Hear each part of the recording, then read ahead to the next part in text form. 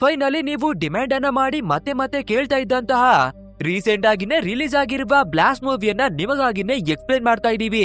And ನಿಜವನ್ನ ಹೇಳ್ಬೇಕು ಅಂದ್ರೆ ಈ ಮೂವಿ ಬೇರೆ ಲೆವೆಲ್ ನಲ್ಲೇ ಇದೆ. 2026 ನಲ್ಲಿ ಬೆಸ್ಟ್ ಮೂವಿ ಯಾವ್ದು ಅಂತ ಕೇಳಿದ್ರೆ ಖಂಡಿತವಾಗ್ಲಿವೆ ಇದೆ ಅನ್ನೋದಾಗಿ ಹೇಳ್ತೀರಾ. ಯಾಕಂದ್ರೆ ಈ ಮೂವಿ ಆ ಲೆವೆಲ್ಗೆ ಸಖತ್ತಾಗಿದೆ.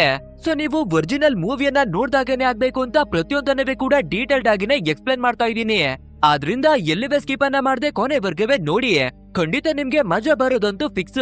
ಸರಿ, ನೀವಿನ್ನ ನಮ್ಮ ಚಾನೆಲ್ ನ ಸಬ್ಸ್ಕ್ರೈಬ್ ಮಾಡಿಲ್ಲ ಅಂದ್ರೆ ಫಟಾಫಟ್ ಅಂತ ಸಬ್ಸ್ಕ್ರೈಬ್ ಮಾಡ್ಕೊಳ್ಳಿ. ಹಾಗೆ ಇಂಥದ್ದೇ ಹೊಸ ಮೂವಿಗಳನ್ನ ಎಕ್ಸ್ಪ್ಲೇನ್ ಮಾಡೋದಕ್ಕೆ ಅಂತ ಹೊಸ ಚಾನೆಲ್ ಅನ್ನ ಕ್ರಿಯೇಟ್ ಮಾಡಿ. ಅದ್ರ ಲಿಂಕ್ ಅನ್ನು ಕೂಡ ಡಿಸ್ಕ್ರಿಪ್ಷನ್ ಅಲ್ಲಿ ಕೊಟ್ಟಿದ್ದೀನಿ. ಅದನ್ನು ಕೂಡ ಮಿಸ್ ಅನ್ನ ಮಾಡ್ಕೊಳ್ದೆ ಸಬ್ಸ್ಕ್ರೈಬ್ ಅನ್ನ ಮಾಡ್ಕೊಂಡ್ಬಿಡಿ. ಸರಿ ಓಕೆ, ಇನ್ನು ತಡವನ್ನ ಮಾಡದೆ ಇವತ್ತಿನ ವಿಡಿಯೋ ಒಳಗಡೆಗೆ ಎಂಟ್ರಿ ಕೊಡೋಣ. ನಮ್ಮ ಕತೆ ಶುರುವಾಗೋದು 2004 ನಿಂದ. ಅಂಡ್ ನಮ್ಗೆ ಒಂದು ಸಾಮಾನ್ಯವಾಗಿ ಬದುಕಿ ಬರ್ತಾ ಇರುವ ಒಂದು ಫ್ಯಾಮಿಲಿಯನ್ನೇ ಕೂಡ ತೋರಿಸ್ತಾರೆ. ಅದ್ರಲ್ಲಿ ನಮ್ಮ ಹೀರೋವಿನ ಹೆಸರು ಬಂದು ರಾಜಾರಾಮ್ ಅಂತ. ಅಂಡ್ ಈ ರಾಜಾರಾಮು ಒಬ್ಬ ಕರಾಟೆ ಮಾಸ್ಟರ್ ಆಗಿ ಮಕ್ಕಳಿಗೆ ಟ್ರೈನಿಂಗ್ ಅನ್ನ ಕೊಟ್ಟಿ ಬರ್ತಿದ್ದಾರೆ. ಯಾಕಂದ್ರೆ ಕಷ್ಟಗಳು ಬಂದಾಗ ಇವರನ್ನ ಇವರು ಕಾಪಾಡ್ಕೊಳ್ಳಿ ಅನ್ನೋದಾಗಿ. ಅಂಡ್ ಈ ರಾಜಾರಾಮ್ಗೆ ಬಾಬು ಅನ್ನುವ ಒಬ್ಬ ತಮ್ಮ ಕೂಡ ಇದ್ದಾನೆ. ಅಂಡ್ ಅವನು ಚೆನ್ನಾಗಿ ತಿನ್ಕೊಂಡು ಗುಂಡ್ಗುಂಡದಾಗಿ ದಪ್ಪಾಗಿದ್ರು ಕೂಡ ಒಂದು ಮೆಡಿಕಲ್ ಶಾಪ್ ಅನ್ನ ನಡೆಸಿ ಬರ್ತಾ ಇದ್ದಾನೆ. ಇನ್ನು ನಮ್ಮ ರಾಜಾರಾಮ್ ಅವನ ಹೆಂಡತಿ ಹೆಸರು ಬಂದು ನೀಲವೇಣಿ ಅಂತ. ಇವಳ ಬಗ್ಗೆ ಹೇಳ್ಬೇಕು ಅಂದ್ರೆ ಮನೆಯಲ್ಲಿ ಚಿಕ್ಕ ಟೈಲರಿಂಗ್ ಅನ್ನ ಮಾಡ್ಕೊಂಡು ಬರ್ತಿರುವ ಸಾಮಾನ್ಯವಾದ ಹೆಣ್ಣು. ಅಂಡ್ ಇವರಿಬ್ಬರಿಗೂ ನೀಲ ಅನ್ನುವಂತಹ ಒಂದು ಪುಟ್ಟದಾದ ಮಗಳು ಕೂಡ ಇದ್ದಾಳೆ. ಅಂಡ್ ಒಂದು ದಿನ ನಮ್ಮ ನೀಲ ಅಳ್ಕೊಂಡು ಮನೆ ಒಳಗಡೆಗಾಗಿನೇ ಬರ್ತಾಳೆ. ಯಾಕಂದ್ರೆ ರಾಹುಲ್ ಅನ್ನುವ ಹುಡ್ಗ ಇವಳಿಗೆ ಎರ್ರ ಬೀರಿಯಾಗಿನೇ ಹೊಡೆದು ಕಳ್ಸಿದಾನೆ. ಸೊ ಅಳ್ಕೊಂಡು ಅಪ್ಪನ ಹತ್ರಕ್ಕಾಗಿನೇ ಬರ್ಬೇಕಾದ್ರೆ ನಮ್ಮ ರಾಜಾರಾಮು ತಪ್ಪು ಯಾರದು ಇತ್ತು ಮಗಳೇ ಅನ್ನೋದಾಗಿ ಕೇಳ್ತಾರೆ. ಅದಕ್ಕೆ ನಮ್ಮ ನೀಲ ಕೂಡ ಹುಡ್ಗನದ್ದೇ ತಪ್ಪು ಅಪ್ಪ ಅನ್ನೋದಾಗಿ ಹೇಳ್ಕೋಬೇಕಾದ್ರೆ ತಪ್ಪು ಅವಂದು ಅಂದ್ಮೇಲೆ ನೀನೇನೆ ಹೋಗಿ ಉತ್ತರವನ್ನ ಕೊಟ್ಟಿ ಬಾ. ಯಾಕಂದ್ರೆ ನೀನೇನ ಪ್ರತಿ ಬಾರಿನವೇ ಕೂಡ ಪ್ರೊಟೆಕ್ಟ್ ಅನ್ನ ಮಾಡೋದಿಕ್ಕೆ ಅಕ್ಕಪಕ್ಕದಲ್ಲಿ ನಾವು ಇರೋದಿಲ್ಲ. ಸೊ ನಿನ್ಗೆ ಪ್ರಾಬ್ಲಮ್ ಬಂದಿದೆ ಅಂದ್ರೆ ನೀನೇನೆ ಆನ್ಸರ್ ಅನ್ನ ಮಾಡ್ಬೇಕು ಅನ್ನೋದಾಗಿ ಹೇಳ್ಕೊತಾರೆ. ಆದ್ರಿಂದ ನಮ್ಮ ನೀಲ ಕೂಡ ಹುಡ್ಗನ ಹತ್ರಕ್ಕೆ ಮತ್ತೆ ವಾಪಸ್ ಬಂದು ಒಂದು ಪಂಚನ ಕೊಡ್ಬೇಕಾದ್ರೆ ಅವನಿಗೆ ಏನವೇ ಆಗೋದಿಲ್ಲ.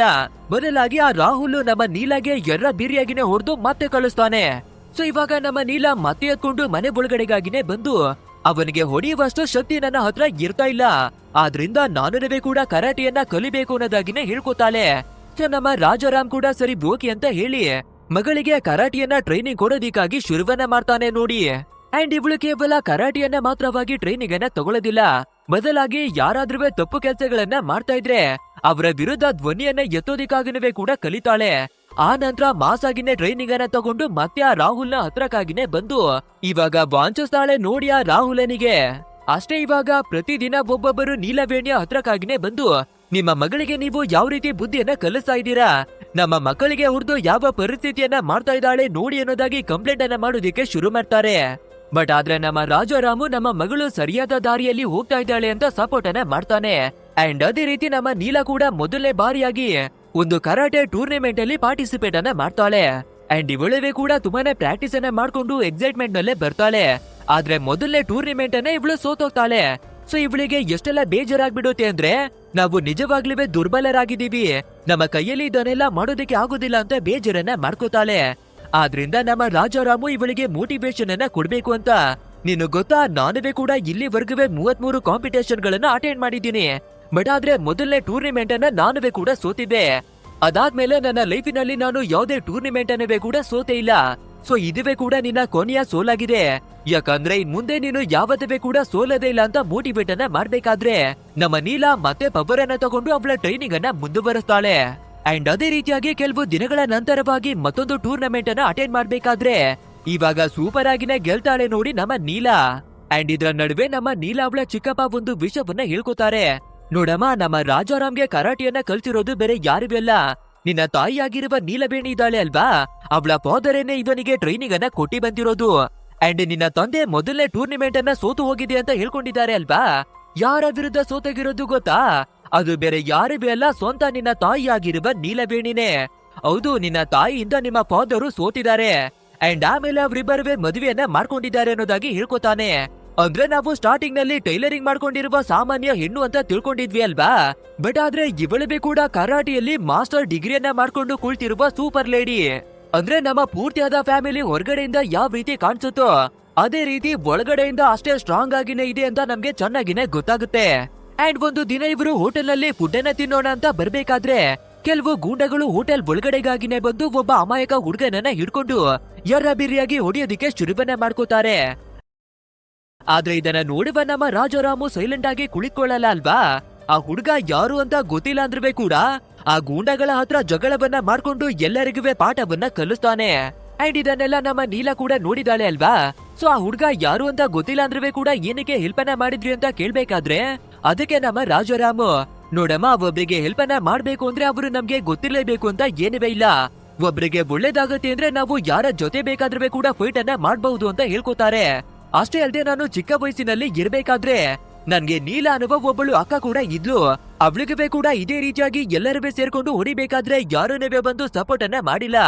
ಸೊ ಯಾರಾದ್ರೂ ಬಂದು ಸಹಾಯವನ್ನ ಮಾಡಿದ್ರೆ ಇವತ್ತು ಬದುಕಿರ್ತಿದ್ಲು. ಅಂಡ್ ಅವಳ ನೆನಪಿಗಾಗಿ ಅಂತಾನೆ ಅವಳ ಹೆಸರನ್ನ ನೀಲ ಅನ್ನೋದಾಗಿ ನಿನ್ಗೆ ಮಡಗಿರೋದು ಅನ್ನೋದಾಗಿ ಹೇಳ್ಕೊತಾನೆ. ಅಂಡ್ ಇಲ್ಲಿಗೆ ಸೀನನ್ನ ಕಟ್ ಮಾಡಿ 15 ವರ್ಷಗಳ ನಂತರವಾಗಿನೇ ನಮ್ಗೆ ತೋರಿಸ್ತಾರೆ. ಅಂಡ್ ಇವಾಗ ನಮ್ಮ ನೀಲ ಅವಳನ್ನ ನೋಡ್ಬೇಕಾದ್ರೆ ಚೆನ್ನಾಗಿನೇ ಬೆಳ್ಕೊಂಡು ದೊಡ್ಡೋಳಾಗಿದ್ದಾಳೆ. ಅಂಡ್ ಇವಳ ಫಾದರು ಯಾವ ರೀತಿ ಬದುಕ್ಬೇಕು ಅಂತ ಎಲ್ಲವನ್ನ ಕಲ್ತಿದ್ದಾರೆ ಅಲ್ವಾ. ಸೊ ಅದೇ ರೀತಿಯಾಗಿನೇ ಎಲ್ಲವನ್ನ ಫಾಲೋ ಮಾಡಿ ಬರ್ತಿದ್ದಾಳೆ. ಅಂಡ್ ಅಷ್ಟೇ ಅಲ್ಲದೆ ಇವಳ ತಾಯಿ ಹೇಳ್ಕೊಟ್ಟಿರುವ ಸಿಂಪ್ಲಿಸಿಟಿ ಅನ್ನವೇ ಕೂಡ ಕಲ್ತಿದ್ದಾಳೆ. ಅಂದ್ರೆ ಪ್ರತಿಯೊಂದು ವಿಷಯಕ್ಕೆ ಕೂಡ ಎಲ್ಲರ ಹತ್ರ ಜಗಳವನ್ನ ಮಾಡ್ಕೊಳ್ಳೋದಿಕ್ಕೆ ಹೋಗ್ಬಾರ್ದು, ಬಟ್ ಆದ್ರೆ ಅವಶ್ಯಕತೆ ಇದ್ದಾಗ ಜಗಳದಿಂದ ಹಿಂದೆ ಕೂಡ ಹೋಗ್ಬಾರ್ದು ಅನ್ನೋದಾಗಿನವೇ ಕಲ್ತಿದ್ದಾಳೆ. ಅಂಡ್ ಇವಾಗ ಒಂದು ಬಸ್ಸಿನ ಒಳಗಡೆ ವಯಸ್ಸಾಗಿರುವ ಒಬ್ಬರು ಅಜ್ಜಿ ಒಬ್ಬ ವ್ಯಕ್ತಿಗೆ ಕಾಲ್ ಅನ್ನ ಮಾಡಿ ಹೆಲ್ಪ್ ಅನ್ನ ಮಾಡಿ ಅನ್ನೋದಾಗಿನೇ ಕೇಳ್ಕೊತಾ ಇದ್ದಾಳೆ. ಆಕ್ಚುಲ್ ಆಗಿ ಹೇಳ್ಬೇಕು ಅಂದ್ರೆ ಇವಳ ಹಸ್ಬೆಂಡ್ ತೀರಿ ಹೋಗಿದ್ದಾರೆ. ಸೊ ಕೆಲವು ಗೂಂಡಗಳು ಇವರ ಪ್ರಾಪರ್ಟಿಯನ್ನ ಕಿತ್ಕೊಳ್ಳೋದಿಕ್ಕಾಗಿನೇ ನೋಡ್ತಿದ್ದಾರೆ. ಆದ್ರಿಂದ ದಯವಿಟ್ಟು ನಮ್ಮ ಪ್ರಾಪರ್ಟಿಯನ್ನ ವಾಪಸ್ಸು ಕೊಡ್ತಿ ಅನ್ನೋದಾಗಿನೇ ಕೇಳ್ತಿರ್ತಾಳೆ. ಆದ್ರೆ ಆ ವ್ಯಕ್ತಿನ ಇವಾಗ ಉಲ್ಟಾ ಹೊಡೆದು, ವಯಸ್ಸಾದ್ಮೇಲೆ ಪ್ರಾಪರ್ಟಿಯನ್ನ ಇಟ್ಕೊಂಡು ಏನಮ್ಮ ಮಾಡ್ತೀಯಾ, ಯಾರೋ ಬಂದು ಕೇಳ್ತಾ ಇದ್ದಾರೆ ಅಲ್ವಾ, ಅವರಿಗಾಗಿನೇ ಬಿಟ್ಕೊಟ್ಬಿಡು ಅನ್ನೋದಾಗಿನೇ ಹೇಳ್ತಿರ್ತಾನೆ. ಅಂದ್ರೆ ಇವಾಗ ನಮ್ಗೆ ಗೊತ್ತಾಗೋದು ಏನು ಅಂದ್ರೆ ಆ ವ್ಯಕ್ತಿ ಕೂಡ ಗೂಂಡಗಳ ಜೊತೆಯಾಗಿನೇ ಸೇರ್ಕೊಂಡಿದ್ದಾನೆ. ಸೊ ಇವನನ್ನ ಪ್ರಾಪರ್ಟಿಯನ್ನ ಕಿತ್ಕೊಳ್ಳೋದಕ್ಕಾಗಿ ಟ್ರೈ ಅನ್ನ ಮಾಡ್ತಾ ಇರೋದು. ಅಂಡ್ ಇವಾಗ ಇದೇ ಬಸ್ ನಲ್ಲಿರುವ ನಮ್ಮ ನೀಲ ಕೂಡ ಎಲ್ಲಾ ಮಾತುಗಳನ್ನ ಕೇಳಿಸ್ಕೊತಾಳೆ. ಆ ನಂತರ ಮುದುಕಿಯ ಹತ್ರ ಬೇರೆ ದಾರಿ ಇಲ್ದೆ ಇವಳ ಪ್ರಾಪರ್ಟಿ ಪೇಪರ್ ಗಳನ್ನ ಅವರಿಗೆ ಸಬ್ಮಿಟ್ ಅನ್ನ ಮಾಡೋಣ ಅನ್ನೋದಾಗಿನೇ ಬರ್ತಾಳೆ. ಬಟ್ ಆದ್ರೆ ಈ ಗೂಂಡಗಳ ಕಡೆಯ ಒಬ್ಬ ವ್ಯಕ್ತಿ ಹಾರ್ಕೊಂಡು ಬಂದು ಒಳಗಡೆ ಬೀಳ್ತಾನೆ.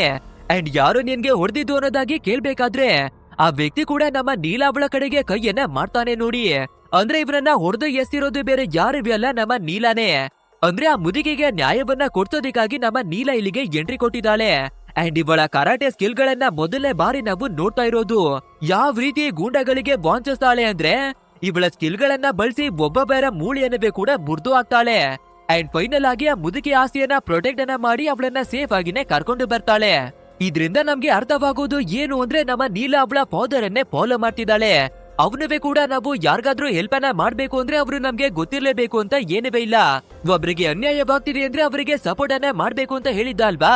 ಸೊ ಅದೇ ದಾರಿಯಲ್ಲಿ ನಮ್ಮ ನೀಲ ಕೂಡ ಇವಾಗ ನಡ್ಕೊಂಡು ಬರ್ತಾ ಇದ್ದಾಳೆ. ಅಂಡ್ ಇಲ್ಲಿಗೆ ಸೀನ್ ಅನ್ನ ಕಟ್ ಮಾಡಿ ನಮ್ಮ ಕಥೆಯ ಮೇನ್ ವಿಲನ್ ಆಗಿರುವ ವರುಣ್ ಅವನನ್ನ ತೋರಿಸ್ತಾರೆ. ಅಂಡ್ ಇವನ ಬಗ್ಗೆ ಹೇಳ್ಬೇಕು ಅಂದ್ರೆ ಮೈನಿಂಗ್ ಮಾಡುವ ಕೆಲಸವನ್ನ ಮಾಡ್ಕೊಂಡು ಬರ್ತಿದ್ದಾನೆ. ಬಟ್ ಆದ್ರೆ ಇವನು ಜನಗಳ ಬಗ್ಗೆ ಒಂದು ಸ್ವಲ್ಪನವೇ ಕೂಡ ಯೋಚನೆಯನ್ನ ಮಾಡೋದಿಲ್ಲ. ಸಾವಿರಾರು ಜನಗಳ ಬಲಿಯನ್ನ ಕೊಟ್ಟಾದ್ರೂ ಸರಿ ಇವನ ಕೆಲಸವನ್ನ ಮಾಡಿ ಮುಗಿಸ್ತಾನೆ. ಅಂಡ್ ಅದೇ ರೀತಿ ಎಷ್ಟೋ ಜನಗಳ ಕಥೆಯನ್ನ ಮುಗಿಸಿದಾನೆ, ಎಷ್ಟೋ ಹಳ್ಳಿಗಳನ್ನ ನಾಶವನ್ನ ಮಾಡಿದ್ದಾನೆ. ಇವನಿಗೆ ಕೇವಲ ಬೇಕಾಗಿರೋದು ಏನು ಅಂದ್ರೆ ದುಡ್ಡು ಮಾತ್ರ. ಅಂಡ್ ಎಲ್ಲಾ ವಿಷಯಗಳಿವೆ ಕೂಡ ಒಬ್ಬ ಜರ್ನಲಿಸ್ಟ್ ಗೆ ಗೊತ್ತಾಗ್ಬೇಕಾದ್ರೆ ಇವನು ಹಲವಾರು ಜನಗಳ ಬಲಿಯನ್ನ ತಗೊಂಡಿದ್ದಾನೆ ಅಂತ ಸಾಕ್ಷಿಗಳನ್ನ ಕಲೆಕ್ಟ್ ಮಾಡೋದಕ್ಕೆ ಶುರುವನ್ನ ಮಾಡ್ಕೋತಾನೆ. ಅಂಡ್ ಇದ್ರ ನಡುವೆ ಆ ವರುಣ್ಗೆ ಒಂದು ಹಳ್ಳಿಯ ಬಗ್ಗೆ ಗೊತ್ತಾಗುತ್ತೆ. ಅಂಡ್ ಆ ಹಳ್ಳಿಯಲ್ಲಿ ಒಂದು ದೊಡ್ಡದಾದ ಬೆಟ್ಟ ಇದ್ದು ಅದ್ರ ಆಳದಲ್ಲಿ ಬೆಲೆ ಬಾಳುವ ಮೆಟಲ್ಗಳು ಇದೆ ಅನ್ನೋದಾಗಿನವೇ ಕೂಡ ಗೊತ್ತಾಗ್ಬಿಡುತ್ತೆ. ಬಟ್ ಆದ್ರೆ ಇಲ್ಲಿ ಪ್ರಾಬ್ಲಮ್ ಏನು ಅಂದ್ರೆ ಆ ಬೆಟ್ಟದ ಕೆಳಗಡೆ ಒಂದು ದೊಡ್ಡದಾದ ಹಳ್ಳಿನೇ ಇದೆ. ಅಂಡ್ ಆ ಬೆಟ್ಟದಿಂದ ಮೆಟಲ್ ಗಳನ್ನವೇ ಕೂಡ ಇವ್ರು ತೆಗಿಬೇಕು ಅಂತ ಅನ್ಕೊಂಡ್ರೆ ಸರಿಸುಮಾರು 1500 ಅಡಿಗಳಷ್ಟು ಆಳವಾಗಿನೇ ಆ ಬೆಟ್ಟವನ್ನ ಕೊರಿಬೇಕು. ಅಷ್ಟು ಆಳವಾಗಿ ಕೊರಿಯೋದಿಕ್ಕೆ ಹೋದ್ರೆ ಪೂರ್ತಿಯಾದ ಬೆಟ್ಟನೇ ಡೆಮೊಲಿಶ್ ಆಗಿ ಬಿದ್ದು ಸಂಪೂರ್ಣವಾದ ಹಳ್ಳಿನೇ ನಾಶವಾಗ್ಬಿಡುತ್ತೆ. ಇನ್ನು ಸರ್ಕಾರದ ಹತ್ರ ಪರ್ಮಿಷನ್ ತಗೊಳ್ಳೋಣ ಅಂತ ನೋಡಿದ್ರೆ ಅವರುವೆ ಕೂಡ ನೇರವಾಗಿ ಪರ್ಮಿಷನ್ ಅನ್ನ ಕೊಡೋದಿಕ್ಕೆ ಆಗೋದಿಲ್ಲ. ಬಟ್ ಆದ್ರೆ ಇವರುನು ನಾವು ಏನಾದ್ರೂ ಮಾಡಿ ಅದನ್ನ ಅಗಿಲೇಬೇಕು ಅನ್ನೋದಾಗಿ ಡಿಸೈಡ್ ಅನ್ನ ಮಾಡ್ತಾನೆ. ಯಾಕಂದ್ರೆ ಅದ್ರ ಒಳಗಡೆ ಇರುವ ಮೆಟಲ್ಗಳು ಕೋಟ್ಯಾಂತರ ರೂಪಾಯಿ ಬೆಲೆ ಬಾಳುತ್ತೆ ಅನ್ನೋದು ಗೊತ್ತಾಗ್ಬಿಟ್ಟಿದೆ. ಸೊ ಇವಾಗ ನಾವು ಮಂತ್ರಿಯನ್ನ ಹಿಡಿದು ಅವನನ್ನೇ ಡೀಲ್ ಅನ್ನ ಮಾಡ್ಬೇಕು ಅಂತ ಯೋಚಿಸಿ ಸೀದಾ ಒಬ್ಬ ಮಂತ್ರಿ ಹತ್ರಕ್ಕಾಗಿನೇ ಡೀಲ್ ಅನ್ನ ಮಾಡೋದಿಕ್ಕೆ ಬರ್ತಾನೆ.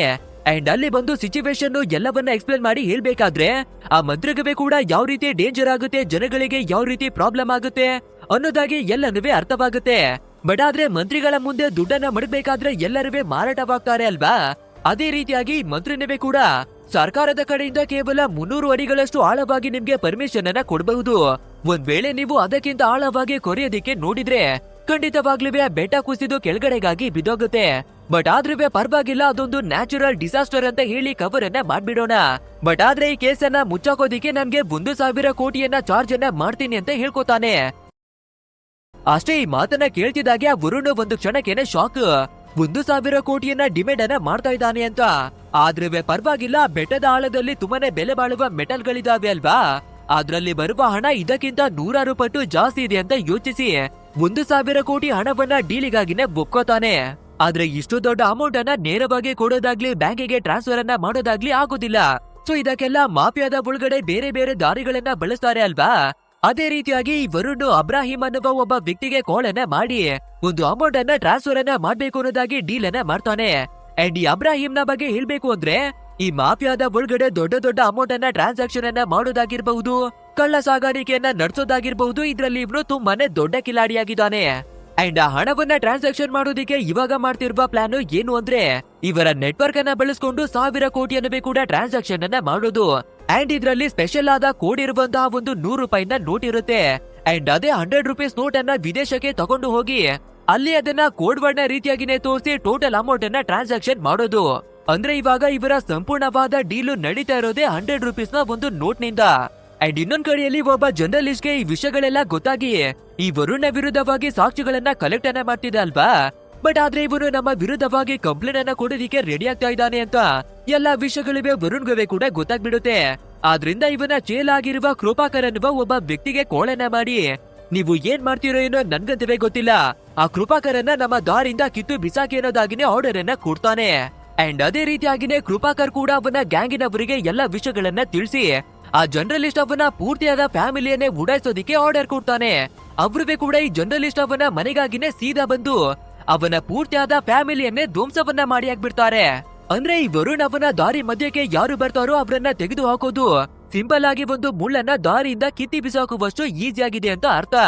ಅಂಡ್ ಇನ್ನೊಂದ್ ವಿಷಯ ಇದ್ರಿಂದ ನಮ್ಗೆ ಏನು ಗೊತ್ತಾಗುತ್ತೆ ಅಂದ್ರೆ, ಈ ವರುಣ್ ಅವನ ಕೆಲಸವನ್ನ ಕಂಪ್ಲೀಟ್ ಮಾಡ್ಕೊಳ್ಳೋದಿಕ್ಕಾಗಿ ಯಾವ ಲೆವೆಲ್ಗೆ ಬೇಕಾದ್ರೂ ಕೂಡ ಇವನು ಹೋಗೋದಿಕ್ಕೆ ರೆಡಿ ಆಗಿದ್ದಾನೆ.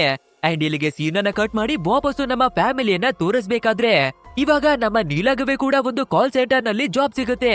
ಸೊ ಇದನ್ನ ಕೇಳ್ಬೇಕಾದ್ರೆ ನಮ್ಮ ತಂದೆ ತಾಯಿ ಕೂಡ ತುಂಬಾನೇ ಹ್ಯಾಪಿ ಆಗ್ತಾರೆ. ಅಂಡ್ ಅದೇ ರೀತಿ ಇವಳುವೆ ಜಾಬ್ ಅನ್ನ ಮಾಡೋಣ ಅಂತ ಕೆಲಸವನ್ನ ಮಾಡೋದಿಕ್ಕೆ ಬರ್ಬೇಕಾದ್ರೆ ಅಲ್ಲಿ ಇವಳಿಗೆ ಒಂದು ಹೊಸ ರೀತಿಯ ಪ್ರಾಬ್ಲಮ್ ಏನೇ ಶುರುವಾಗುತ್ತೆ ನೋಡಿ. ಅಂದ್ರೆ ಇವಳ ಮ್ಯಾನೇಜರು ಯಾವಾಗ್ಲೂ ಜೊಲ್ಲನ್ನ ಬಿಟ್ಕೊಂಡು ಇವಳನ್ನ ಇಂಪ್ರೆಸ್ ಮಾಡೋದಿಕ್ಕಾಗಿನೇ ನೋಡ್ತಿರ್ತಾನೆ.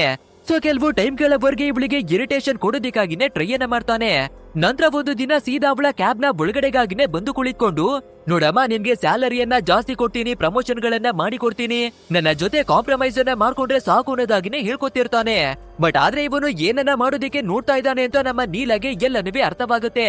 ಆದ್ರಿಂದ ಏನನ್ನವೇ ಕೂಡ ಮಾತಾಡ್ದಿರಾ ಸೈಲೆಂಟ್ ಆಗಿನೇ ಇವಳ ಸ್ಕಿಲ್ ಗಳನ್ನ ತೋರಿಸಿ ಕಾರ್ನ ಒಳಗಡೆನೆ ಯಾವ ರೀತಿ ವಾಂಚಿಸ್ತಾಳೆ ಅಂದ್ರೆ ನಾವು ಯೋಚನೆ ಕೂಡ ಮಾಡಿರೋದಿಲ್ಲ. ಅಂದ್ರೆ ಇವಳು HR ಗೆ ಕಂಪ್ಲೇಂಟ್ ಅನ್ನ ಮಾಡೋಣ ಅಥವಾ ಮನೇಲಿ ಹೇಳೋಣ, ಇಲ್ಲ ಪೊಲೀಸ್ ಅವರಿಗೆ ಕಂಪ್ಲೇಂಟ್ ಅನ್ನ ಕೊಡೋಣ ಅಂತ ಟೈಮ್ ಅನ್ನ ಸ್ಪೆಂಡ್ ಮಾಡೋದಿಲ್ಲ. ಬದಲಾಗಿ ಅಲ್ಲೇ ಡ್ರಾ ಅಲ್ಲೇ ಬಹುಮಾನ ಅಂತ ವಾಂಚಿಸಿ ಮಡಗ್ ಬಿಡ್ತಾಳೆ. ಬಟ್ ಆದ್ರೆ ಮನೆ ಒಳಗಡೆ ಇರುವ ನಮ್ಮ ನೀಲವೇಣಿಗೆ ಟೆನ್ಷನ್ ಆಗೋದಿಕ್ಕೆ ಶುರುವಾಗುತ್ತೆ. ಯಾಕಂದ್ರೆ ಮಗಳು ಹಿಂದೆ ಮುಂದೆ ಕೂಡ ಯೋಚನೆಯನ್ನ ಮಾಡ್ದಿರಾ ಎಲ್ಲರ ಜೊತೆ ಜಗಳವನ್ನ ಮಾಡ್ಕೋತಿದ್ದಾಳೆ ಅಲ್ವಾ. ಸೊ ಇದೇ ರೀತಿಯಾಗಿ ಇವಳು ಮುಂದುವರಿತಾ ಹೋದ್ರೆ ಜನಗಳು ಇವಳ ಬಗ್ಗೆ ಯಾವ ರೀತಿ ಮಾತಾಡ್ಕೊಳ್ಳೋದಿಲ್ಲ. ಅಂಡ್ ಇವಳನ್ನ ಮದ್ವೆ ಆಗೋದಿಕ್ಕೆ ಯಾವ ಗಂಟಾನೆ ಮುಂದೆ ಬರ್ತಾನೆ ಅನ್ನೋದಾಗಿ ಹೇಳ್ಕೋಬೇಕಾದ್ರೆ, ಇದನ್ನ ಕೇಳುವ ಫಾದರು ನನ್ನ ಮಗಳು ಯಾವ ರೀತಿ ತಪ್ಪನವೇ ಮಾಡ್ತಿಲ್ಲ. ಅಂಡ್ ಅವಳ ಮದ್ವೆ ಆಗೋದು ಯಾವಾಗ ಅಂದ್ರೆ ಅವಳು ಪೂರ್ತಿಯಾಗಿ ರೆಡಿ ಆದಾಗ ಮಾತ್ರ.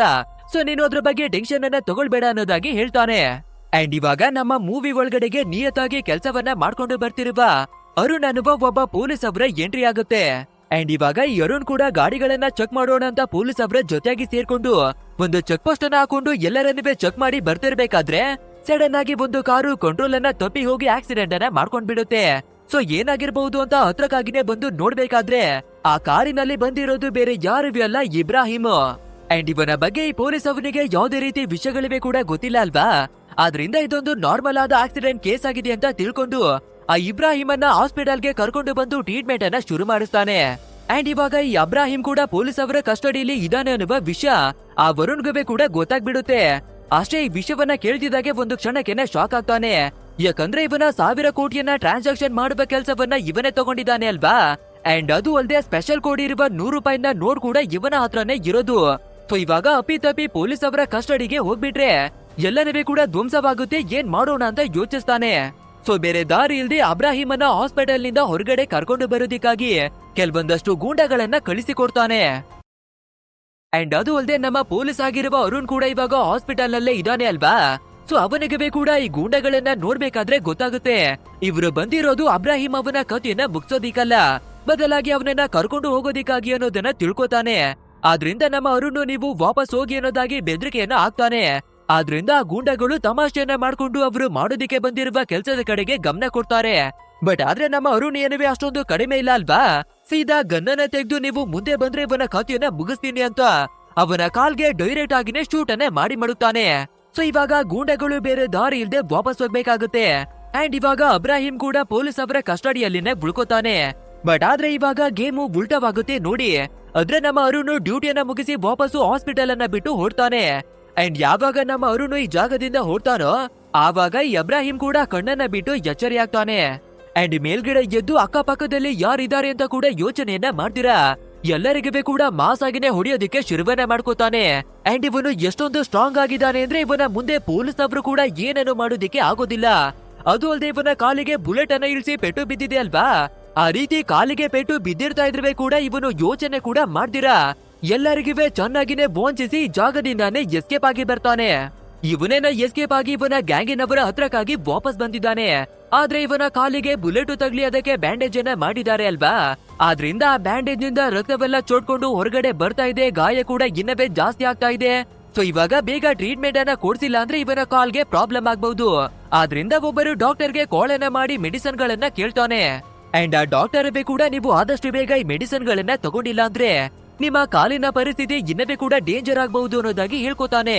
ಬಟ್ ಆದ್ರೆ ಇವಾಗ ಇರುವ ಪ್ರಾಬ್ಲಮ್ ಏನು ಅಂದ್ರೆ ಈ ಅಬ್ರಾಹಿಮು ಮೆಡಿಸಿನ್ ಗಳನ್ನ ತರೋದಿಕ್ಕೆ ಹೊರಗಡೆ ಹೋಗೋದಿಕ್ಕೆ ಸಾಧ್ಯನೇ ಇಲ್ಲ. ಯಾಕಂದ್ರೆ ಪೊಲೀಸ್ನವರು ಎಲ್ಲ ಕಡೆನೂ ಈ ಅಬ್ರಾಹಿಂ ಅವನನ್ನ ಹುಡುಕ್ತಾ ಇದ್ದಾರೆ. ಅಷ್ಟೇ ಅಲ್ಲದೆ ಕೃಪಾಕರ್ ಅವನ ಕಡೆಯೊಬ್ಬರೇ ಕೂಡ ಹೊರಗಡೆ ಬಂದು ಮೆಡಿಸಿನ್ ತರೋದಿಕ್ಕೆ ಆಗಲ್ಲ. ಯಾಕಂದ್ರೆ ಈ ಪೂರ್ತಿಯಾದ ಗ್ಯಾಂಗ್ ನ ಬಗ್ಗೆ ಪೊಲೀಸ್ನವರಿಗೆ ಗೊತ್ತಾಗಿದೆ ಅಲ್ವಾ. ಆದ್ರಿಂದ ಈ ಪೂರ್ತಿಯಾದ ಗ್ಯಾಂಗ್ ಅನ್ನೇ ಪೊಲೀಸ್ನವರು ಹುಡುಕಿ ಬರ್ತಾ ಇರೋದು. ಸೊ ಇವಾಗ ಯಾರು ಹೋಗಿ ಮೆಡಿಸಿನ್ ಅನ್ನ ತರ್ತಾರೆ ಅಂತ ತಲೆಯನ್ನ ಕೆಡಿಸ್ಕೊತಿರ್ಬೇಕಾದ್ರೆ ಟೋಪಿ ಅನ್ನುವ ಮತ್ತೊಬ್ಬ ವ್ಯಕ್ತಿ ಇವಾಗ ಎಂಟ್ರಿ ಕೊಡ್ತಾನೆ ನೋಡಿ. ಈ ಟೋಪಿಯ ಬಗ್ಗೆ ಹೇಳ್ಬೇಕು ಅಂದ್ರೆ ಇವಾಗ ತಾನೇ ಜೈಲಿನಿಂದ ರಿಲೀಸ್ ಆಗಿ ಹೊರಗಡೆ ಬಂದಿರೋನು. ಅಂಡ್ ಇವಾಗ ಹೊರಗಡೆ ಬಂದಿರೋದ್ರಿಂದ ಇವನ ಕೈಯಲ್ಲಿ ಯಾವುದೇ ರೀತಿ ಹಣ ಇಲ್ಲ. ಅಂಡ್ ಮನೆ ಪರಿಸ್ಥಿತಿ ಕೂಡ ನೋಡೋದಿಕ್ಕೆ ಸರಿಯಾಗಿಲ್ಲ.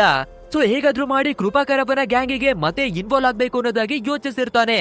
ಸೊ ಇವಾಗ ಒಳ್ಳೆ ಟೈಮ್ ಅಂತ ಕೃಪಾಕರ್ ಕೂಡ ಇವನನ್ನ ಕರೆದು ನಿನ್ಗೆ ಒಂದು ಚಿಕ್ಕ ಕೆಲ್ಸವನ್ನ ಕೊಟ್ಟು ಟೆಸ್ಟ್ ಅನ್ನ ಮಾಡ್ತಾ ಇದ್ದೀನಿ, ಈ ಕೆಲ್ಸವನ್ನ ಸೇಫ್ ಆಗಿನೇ ಮಾಡ್ಕೊಂಡು ಬಾ ಅಂತ ಮೆಡಿಸಿನ್ ಅನ್ನ ತರೋದಿಕ್ಕೆ ಹೊರಗಡೆ ಕಳಿಸ್ತಾರೆ. ಸೊ ಇದೇನೆ ಸಿಕ್ಕಿದ ಚಾನ್ಸ್ ಅಂತ ಟೋಬಿ ಕೂಡ ಯೋಚನೆಯನ್ನ ಮಾಡ್ಕೊಂಡು ಅವ್ರು ಕೊಟ್ಟಿರುವ ಮೆಡಿಸಿನ್ ಅನ್ನ ತರೋದಿಕ್ಕಾಗಿನೇ ಹೊರಗಡೆ ಬರ್ತಾನೆ. ಅಂಡ್ ಮಾರ್ಕೆಟ್ ಒಳಗಡೆ ಬಂದು ನೋಡ್ಬೇಕಾದ್ರೆ ಅವನ ಎದುರುಗಡೆಗೆ 2 ಸ್ಟೋರ್ಗಳಿದಾವೆ. ಒಂದು ಮೆಡಿಕಲ್ ಅನ್ನ ನೋಡ್ಬೇಕಾದ್ರೆ ಕಟ್ಮಸ್ತ್ ಆಗಿರುವ ಗಂಟಿದ್ದಾನೆ, ಇನ್ನೊಂದನ್ನ ನೋಡ್ಬೇಕಾದ್ರೆ ನಮ್ಮ ಸಾಮಾನ್ಯ ಹುಡುಗಿ ಆಗಿರುವಂತ ನೀಲ ಇದ್ದಾಳೆ. ಸೊ ಹುಡುಗಿನ ಎದುರಿಸೋದು ತುಂಬಾನೇ ಈಸಿ ಅಲ್ವಾ. ಆದ್ರಿಂದ ಇವಳ ಹತ್ರಕ್ಕೆನೆ ಹೋಗೋಣ ಅಂತ ನೀಲ ಅವಳ ಹತ್ರಕ್ಕೆನೆ ಬಂದು ಮೆಡಿಸಿನ್ ಅನ್ನ ಕೊಡೋನೋದಾಗಿ ಆ ಚೀಟಿಯನ್ನ ಕೊಡ್ತಾನೆ. ಆದ್ರೆ ನಮ್ಮ ನೀಲ ಡಾಕ್ಟರ್ ಇಂದ ಬರ್ಸ್ಕೊಂಡು ಬನ್ನಿ ಇಲ್ಲ ಪ್ರಿಸ್ಕ್ರಿಪ್ಷನ್ ಅನ್ನ ತನ್ನಿ ಅನ್ನೋದಾಗಿನೇ ಹೇಳ್ತಾಳೆ. ಆದ್ರೆ ಈ ಟೋಬಿ ನನ್ಗೆ ಅಷ್ಟೊಂದು ಟೈಮ್ ಇಲ್ಲ, ಇವಾಗ ಮಾತ್ರೆಗಳನ್ನ ಕೊಡು ಅಂತ ಇವನ ಹತ್ರ ಇರುವ ಒಂದು ಚಾಕವನ್ನ ತೆಗೆದು ಟೇಬಲ್ ಮೇಲೆ ಮಡುತ್ತಾನೆ. ಸೊ ಇದನ್ನ ನೋಡ್ಬೇಕಾದ್ರೆ ನಮ್ಮ ನೀಲಾಗೆ ತಾಯಿ ಹೇಳಿರುವ ಒಂದು ಮಾತು ನೆನಪಾಗುತ್ತೆ. ಅಂದ್ರೆ ಚಿಕ್ಕ ಚಿಕ್ಕ ವಿಷಯಕ್ಕೆಲ್ಲ ಜಗಳವನ್ನ ಮಾಡ್ಕೋಬಾರ್ದು, ಎಲ್ಲರ ಹತ್ರ ಜಗಳವನ್ನ ಮಾಡ್ಬಾರ್ದು ಅಂತ ಹೇಳಿದ್ರು ಅಲ್ವಾ. ಆದ್ರಿಂದ ನಮ್ಗೆ ಆಗಿವಾಗ ತೊಂದ್ರೆ, ಮಾತ್ರೆಗಳನ್ನ ಕೊಟ್ಟಿ ಕಳ್ಸೋಣ ಅಂತ ಕೆಲವು ಟ್ಯಾಬ್ಲೆಟ್ ಗಳನ್ನ ಕೊಡ್ತಾಳೆ. ಅಂಡ್ ಆ ಟೋಬಿ ಕೂಡ ಅವುಗಳನ್ನ ತಗೊಂಡು ವಾಪಸ್ಸು ಬರ್ತಿರ್ಬೇಕಾದ್ರೆ ಕೊನೆ ಕ್ಷಣದಲ್ಲಿ ನಮ್ಮ ನೀಲ ಅವಳ ಕುತ್ತಿಗೆಯಲ್ಲಿರುವ ಚೈನ್ ಅನ್ನ ನೋಡ್ಬಿಡ್ತಾನೆ. ಸೊ ವಾಪಸ್ ಬಂದು ಅವಳ ಕತೆಯಲ್ಲಿರುವ ಚೈನ್ ಅನ್ನ ಕಿತ್ಕೊಳ್ಳೋದಕ್ಕಾಗಿನೇ ಟ್ರೈ ಅನ್ನ ಮಾಡ್ತಾನೆ. ಆದ್ರೆ ನಮ್ಮ ನೀಲ ಬೊಬ್ಬಳು ಕರಾಟೆ ಕಿಂಗ್ ಅಂತ ಇವನಿಗೆ ಗೊತ್ತೇ ಇಲ್ಲ ಅಲ್ವಾ. ಸೊ ಈ ಬಾರಿ ಮಾತ್ರ ಸುಮ್ನೆ ಇರ್ದಿರ ಅವನ ಕೈಯನ್ನ ನುಲಿಚಿ ಅವನು ಯಾವ ಚಾಕುವಿನಿಂದ ಚುಚ್ಚೋದಿಕ್ಕೆ ಬಂದಿದ್ನೋ ಅದೇ ಚಾಕುವನ್ನ ತಗೊಂಡು ವಾಪಸ್ಸು ಅವನಿಗೆನೆ ಚುಚ್ಚಿ ಕಳಿಸ್ತಾಳೆ. ಅಂಡ್ ಈ ಫೈಟ್ ಅನ್ನವೇ ಕೂಡ ನೋಡ್ಬೇಕಾದ್ರೆ ನನ್ಗಂತವೇ ಸಾಕತ್ತಾಗಿ ಇಷ್ಟವಾಗೋಯ್ತು.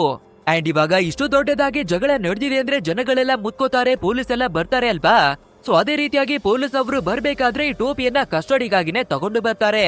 ಅಂಡ್ ಪೊಲೀಸ್ ಸ್ಟೇಷನ್ ಅಲ್ಲಿ ಇರ್ಬೇಕಾದ್ರೆ ಈ ಟೋಪಿ ಕೂಡ ಕೃಪಾಕರ್ಗೆ ಕಾಳನ್ನ ಮಾಡಿ ನಾನು ಚೈನನ್ನ ಕದಿಯೋದಿಕ್ಕೆ ಹೋಗಿ ಇವಾಗ ಸಿಕ್ಕಾಕೊಂಡ್ಬಿಟ್ಟಿದ್ದೀನಿ, ನನ್ನನ್ನ ಪೊಲೀಸ್ ಅವರೇನೋ ಎತ್ತಕೊಂಡು ಬಂದಿದ್ದಾರೆ, ಬಟ್ ಆದ್ರೆ ಮೆಡಿಸನ್ ಬಗ್ಗೆ ಏನವೇ ಗೊತ್ತಿಲ್ಲ ಅನ್ನೋದಾಗಿನೇ ಹೇಳ್ಕೊತಾನೆ. ಅಂಡ್ ಅದು ಅಲ್ಲದೆ ಹುಡುಗಿಯ ಕಡೆಯವರು ಕೂಡ FIR ಅನ್ನ ಮಾಡೋದಿಕ್ಕಾಗಿ ಬರ್ತಿದ್ದಾರೆ. ಸೊ ಆದಷ್ಟು ಬೇಗ ಏನಾದ್ರೂ ಮಾಡಿ ಅನ್ನೋದಾಗಿ ಎಲ್ಲವನ್ನ ಹೇಳ್ಕೊತಾನೆ. ಅಷ್ಟೇ ಇದನ್ನ ಕೇಳ್ಬೇಕಾದ್ರೆ ಅಬ್ರಾಹಿಂಗಂತೂ ಇನ್ನವೇ ಕೂಡ ಟೆನ್ಷನ್ ಆಗೋಗುತ್ತೆ. ಇವಾಗ ಪೊಲೀಸ್ ಅವರು ಅವನನ್ನ ಎನ್ಕ್ವೈರಿಯನ್ನ ಮಾಡಿದ್ರೆ ಅಪ್ಪಿತಪ್ಪಿ ಏನಾದ್ರೂ ಅವನು ಮೆಡಿಸನ್ ಬಗ್ಗೆ ಬಾಯನ್ನ ಬಿಟ್ರೆ ಅದು ನಮ್ಮ ವರ್ಗವೇ ಕೂಡ ಬಂದು ತಲುಪುತ್ತೆ.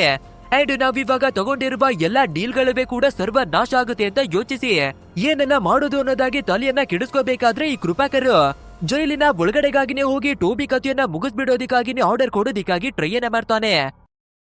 ಬಟ್ ಆದ್ರೆ ಅಬ್ರಾಹಿಮು ಏನನ್ನ ಹೇಳ್ಕೊತಾನೆ ಅಂದ್ರೆ ಪೊಲೀಸ್ ಅವರ ಎದುರುಗಡೆಗೆ ಹೋಗಿ ಆ ಟೋಬಿ ಕಥೆಯನ್ನ ಮುಗಿಸೋದು ಅಂದ್ರೆ ತುಂಬಾನೇ ಡೇಂಜರಸ್. ಸೊ ಅದ್ರ ಬದಲಿಗೆ ನಾವು ಬೇರೆ ಪ್ಲಾನ್ ಅನ್ನ ಮಾಡೋಣ. ಅಂದ್ರೆ ಇವಾಗ ಕಂಪ್ಲೇಂಟ್ ಅನ್ನ ಕೊಡೋದಿಕ್ಕೆ ಹುಡುಗಿ ಕಡೆಯವರು ಬರ್ತಾ ಇದಾರೆ ಅಲ್ವಾ. ಸೊ ಅವರ ಕಥೆಯನ್ನ ಮುಗಿಸ್ಬಿಟ್ರೆ ಕಂಪ್ಲೇಂಟ್ ಕೊಡೋರೆ ಇಲ್ಲ ಅಂದ್ರೆ ಎನ್ಕ್ವೈರಿಯನ್ನ ಯಾವ ರೀತಿ ಮಾಡ್ತಾರೆ ಮತ್ತೆ ನಮ್ಮವರೆಗೆ ಬರೋದಿಕ್ಕೆ ಆಗೋದಿಲ್ಲ ಅಂತ ಯೋಚಿಸಿ ನೀಲ ಅವಳ ಫ್ಯಾಮಿಲಿ ಬಗ್ಗೆ ಎನ್ಕ್ವೈರಿ ಮಾಡಿ ಅವರ ಕಥೆಯನ್ನ ಮುಗಿಸೋದಿಕ್ಕಾಗಿ ಪ್ಲಾನ್ ಮಾಡ್ತಾರೆ. ಅಂಡ್ ಇವಾಗ ಈ ಕೃಪಾಕರು ಇವನ ಒಬ್ಬ ಲೋಕಲ್ ಗೂಂಡಾಗೆ ಕಾಲ್ ಅನ್ನ ಮಾಡಿ ಆ ನೀಲ ಅವಳ ಫ್ಯಾಮಿಲಿ ಬಗ್ಗೆ ಎಲ್ಲ ಇನ್ಫಾರ್ಮೇಶನ್ ಗಳನ್ನ ಕಲೆಕ್ಟ್ ಮಾಡೋದಿಕ್ಕಾಗಿನೇ ಹೇಳ್ತಾನೆ. ಸೊ ಅದೇ ರೀತಿಯಾಗಿ ಆ ಗೂಂಡ ಕೂಡ ಮತ್ತೊಬ್ಬ ವ್ಯಕ್ತಿಗೆ ಕಾಲ್ ಅನ್ನ ಮಾಡಿ ಇನ್ಫಾರ್ಮೇಶನ್ ಗಳನ್ನ ಕೇಳ್ಬೇಕಾದ್ರೆ ಅವನವೇ ಆ ರಾಜಾರಾಮ್ ಬಂದು ಒಬ್ಬ ಕರಾಟೆ ಮಾಸ್ಟರ್ ಅನ್ನೋದಾಗಿ ಹೇಳ್ಕೊತಾನೆ. ಬಟ್ ಆದ್ರೆ ಫೋನ್ ನಲ್ಲಿ ಕೇಳಿಸ್ಕೊತಾ ಇರುವ ಗೂಂಡಾಗೆ ಸರಿಯಾಗಿ ಕೇಳಿಸೋದಿಲ್ಲ ಅನ್ಸುತ್ತೆ. ಕರಾಟೆ ಮಾಸ್ಟರ್ ಅಂತ ಹೇಳಿರೋದು ಇವನಿಗೆ ಹೆಡ್ ಮಾಸ್ಟರ್ ಅನ್ನೋದಾಗಿ ಕೇಳಿಸುತ್ತೆ. ಸೊ ವಾಪಸ್ಸು ಕೃಪಾಕರ್ಗೆ ಕಾಲ್ ಅನ್ನ ಮಾಡಿ ನಾರ್ಮಲ್ ಆಗಿ ಹೆಡ್ ಮಾಸ್ಟರ್ ಆಗಿ ಕೆಲಸವನ್ನ ಮಾಡ್ಕೊಂಡಿರುವ ಫ್ಯಾಮಿಲಿ ಅನ್ನೋದಾಗಿ ಎಲ್ಲವನ್ನ ಹೇಳ್ಬಿಡ್ತಾನೆ. ಸೊ ಈ ಕೃಪಾಕರ್ ಕೂಡ ಒಬ್ಬ ಸಾಮಾನ್ಯವಾದ ಹೆಡ್ ಮಾಸ್ಟರ್ ಮತ್ತೆ ಮನೆಯಲ್ಲಿ ಟೈಲರಿಂಗ್ ಅನ್ನ ಮಾಡ್ಕೊಂಡಿರುವ ಹೆಣ್ಣು ಅಂಡ್ ಅವರಿಗೆ ಇರುವ ಒಬ್ಬಳು ಮುದ್ದಾದ ಮಗಳ ಕಥೆಯನ್ನ ಮುಗಿಸೋದು ನಮ್ಗೇನಿವೆ ದೊಡ್ಡ ಡೀಲ್ ಅಲ್ಲ ಅಂತ ಯೋಚಿಸಿ ಶಿವನವ ಒಬ್ಬ ಲೋಕಲ್ ಗೂಂಡಾಗೆ ಈ ಡೀಲ್ ಅನ್ನ ಕೊಡ್ತಾನೆ. ಅಂಡ್ ಇವಾಗ ಶಿವನನ್ನೇ ಸೇರಿಸಿ ಟೋಟಲ್ ಆಗಿ 5 ಜನ ನಮ್ಮ ಫ್ಯಾಮಿಲಿ ಅವರ ಕಥೆಯನ್ನ ಮುಗಿಸೋದಿಕ್ಕಾಗಿ ಇವರ ಮನೆ ಕಡೆಗಾಗಿನೇ ಹೊರಟು ಬರ್ತಾರೆ. ಇನ್ನು ಮನೆ ಒಳಗಡೆ ನಮ್ಮ ನೀಲವೇಣಿಯನ್ನ ನೋಡ್ಬೇಕಾದ್ರೆ ಅದೇ ಒಬ್ಬ ಚೈನನ ಕದಿಯೋದಿಕ್ಕೆ ಟೋಬಿ ಬಂದಿದ್ದ ಅಲ್ವಾ. ಅವನ ವಿರುದ್ಧ ಎಫ್ಐಆರ್ ಅನ್ನ ಕೊಡೋದು ಬೇಡ, ಯಾಕಂದ್ರೆ ಕೋರ್ಟು ಕಚೇರಿ ಅಂತ ಅಲ್ಕೊಂಡು ನಿಂತ್ರೆ ನಮ್ಮ ಮಗಳ ಲೈಫು ಹಾಳಾಗತ್ತೆ. ಸೊ ಇದೆಲ್ಲ ನಮ್ಗೆ ಬೇಡ ಅನ್ನೋದಾಗಿನೇ ಹೇಳ್ಕೊತಿರ್ತಾಳೆ. ಆ ನಂತರ ಎಲ್ಲರೂ ಸರಿ ಓಕೆ ಅನ್ನೋದಾಗಿ ರೆಡಿಯಾಗಿ ಕಂಪ್ಲೇಂಟ್ ಅನ್ನ ವಾಪಸ್ ತಗೊಳ್ಳೋಣ ಅಂತ ಪೊಲೀಸ್ ಸ್ಟೇಷನ್ ಕಡೆಗೆ ಹೊರಟು ಬರೋದಿಕ್ಕಾಗಿ ನೋಡ್ತಿರ್ತಾರೆ. ಅಂಡ್ ಅದೇ ರೀತಿ ನಮ್ಮ ನೀಲ ಕೂಡ ಮುಖವನ್ನ ಒರೆಸ್ಕೊಂಡು ಹೊರಗಡೆಗೆ ಬರ್ಬೇಕಾದ್ರೆ ಈ 5 ಜನ ಗೂಂಡಗಳಲ್ಲಿ ಒಬ್ಬ ನಮ್ಮ ನೀಲ ಮೇಲೆ ಅಟ್ಯಾಕ್ ಅನ್ನ ಮಾಡ್ತಾನೆ. ಅಂಡ್ ಇವಾಗ ಶುರುವಾಗುತ್ತೆ ನೋಡಿ ಒಂದು ಮಾಸ್ ಆಗಿರುವ ಫೈಟ್. ಅಂಡ್ ಇವಾಗ ನಮ್ಮ ನೀಲ ಕೂಡ ಯಾವ ರೀತಿಯಾಗಿ ಸಖತ್ತಾಗಿ ಫೈಟ್ ಅನ್ನ ಮಾಡ್ತಾಳೆ ಅಂದ್ರೆ ಈ ಫೈಟ್ ಸೀನ್ ಅಂತೂ ನೆಕ್ಸ್ಟ್ ಲೆವೆಲ್ ನ ಕ್ರೇಜಿ ಆಗಿನೇ ಇದೆ ಅನ್ಕೊಳ್ಳಿ. ನಂತರ ಶಬ್ದವನ್ನ ಕೇಳಿಸ್ಕೊಳ್ಳುವ ನಮ್ಮ ಫಾದರ್ ಬೇ ಕೂಡ ಮಧ್ಯಕ್ಕಾಗಿನೇ ಎಂಟ್ರಿ ಕೊಟ್ಟು ಇವಾಗ ಅಪ್ಪ ಮಗಳು ಇಬ್ಬರೇ ಸೇರ್ಕೊಂಡು ವಾಂಚಿಸೋದಿಕ್ಕೆ ಶುರುವನ್ನ ಮಾಡ್ಕೋತಾರೆ. ಅಂಡ್ ಇದೇ ರೀತಿಯಾಗಿ ಒಂದು ಕ್ರೇಜಿ ಲೆವೆಲ್ ನ ಫೈಟ್ ನಡೀತಾ ಇರ್ಬೇಕಾದ್ರೆ ಈ ಸೌಂಡ್ ಅನ್ನ ಕೇಳಿಸ್ಕೊಂಡು ನಮ್ಮ ನೀಲವೇಣಿ ಕೂಡ ಏನ್ ತಾನೇ ನಡೀತಾ ಇದೆ ಅಂತ ಈ ಜಾಗಕ್ಕಾಗಿನೇ ಬಂದ್ಬಿಡ್ತಾಳೆ. ಸೊ ಇವಾಗ ಇಬ್ಬರು ಗೂಂಡಗಳು ಸೇರ್ಕೊಂಡು ನಮ್ಮ ನೀಲವೇಣಿ ಮೇಲೆ ಒಟ್ಟಾಗಿನೇ ಅಟ್ಯಾಕ್ ಅನ್ನ ಮಾಡೋದಿಕ್ಕಾಗಿನೇ ಬೋಡ್ಕೊಂಡು ಬರ್ತಾರೆ. ಆದ್ರೆ ಇವಳು ಸ್ವ್ಯಾಗ್ ಅನ್ನ ಮಾಡ್ಕೊಂಡು ಸ್ಟೈಲ್ ಆಗಿ ತಿರುಕೋಬೇಕಾದ್ರೆ ಆ ಇಬ್ಬರು ಸ್ಲಿಪ್ ಆಗಿ ಕೆಳಗಡೆಗಾಗಿನೇ ಬಿದ್ದೋಗ್ತಾರೆ. ಅಂಡ್ ಇವಾಗ ನಮ್ಮ ನೀಲವೇಣಿ ಯಾವ ರೀತಿ ಫೈಟ್ ಅನ್ನ ಮಾಡ್ತಾಳೆ ಅಂತ ನಮ್ಗೆ ನೋಡೋದಿಕ್ಕೆ ಸಿಗುತ್ತೆ. ಸೀರಿಯಸ್ ಆಗಿ ಸೀರಿಯನ್ನ ಹಾಕೊಂಡು ಇವಳು ಯಾವ ರೀತಿಯಾಗಿ ಫೈಟ್ ಅನ್ನ ಮಾಡ್ತಾಳೆ ಅಂದ್ರೆ ಇವಳ ಸ್ವ್ಯಾಗ್ ಅನ್ನ ನೋಡ್ಬೇಕಾದ್ರೆ ನನ್ಗಂತೂ ಲವ್ವೇನೆ ಆಗ್ಬಿಟ್ಟಿದೆ ಗಾಯ್ಸ್. ಅಂಡ್ ಇವಾಗ ತಗೊಳ್ಳಿ ಗಂಡ ಹೆಂಡತಿ ಮಗಳು 3 ಜನರಿಗೆ ಕೂಡ ಸೇರ್ಕೊಂಡು ಒಬ್ಬೊಬ್ಬರಿಗೆ ವಾಂಚಿಸಿ ಅವರ ಕಥೆಯನ್ನ ಮುಗಿಸಿ ಹಾಕ್ತಾರೆ. ಅಂಡ್ ಇವಾಗ 3 ಜನರಿಗೆ ಕೂಡ ತೀರೋಗಿದ್ದಾರೆ ಅಂತ ಗೊತ್ತಾಗ್ಬೇಕಾದ್ರೆ ನಮ್ಮ ಪೂರ್ತಿಯಾದ ಫ್ಯಾಮಿಲಿನೇ ಶಾಕ್ ಆಗ್ಬಿಡುತ್ತೆ. ಅಪ್ಪಿತಪ್ಪಿ ವಿಷಯ ಪೊಲೀಸ್ನವರಿಗೆ ಗೊತ್ತಾದ್ರೆ ನಮ್ಮ ಪೂರ್ತಿಯಾದ ಲೈಫು ಹಾಳಾಗೋಗುತ್ತೆ, ನಮ್ಮ ಸಂಸಾರದ ನೆಮ್ಮದಿ ಕೂಡ ಇವಾಗ ಧ್ವಂಸವಾಗ್ಬಿಡುತ್ತೆ ಅಂತ ಯೋಚಿಸಿ ನಮ್ಮ ಫಾದರು 3 ಜನರನ್ನೇ ಕೂಡ ಮನೆಯ ಹಿಂದೆ ಊತಾಕೋಣ ಅಂತ ಹೇಳ್ಕೊತಾರೆ. ಬಟ್ ಆದ್ರೆ ನಮ್ಮ ನೀಲ 3 ಜನ ಅಲ್ಲಪ್ಪ, ಟೋಟಲ್ ಆಗಿ 5 ಜನ ಅನ್ನೋದಾಗಿ ಹೇಳ್ಕೊತಾಳೆ.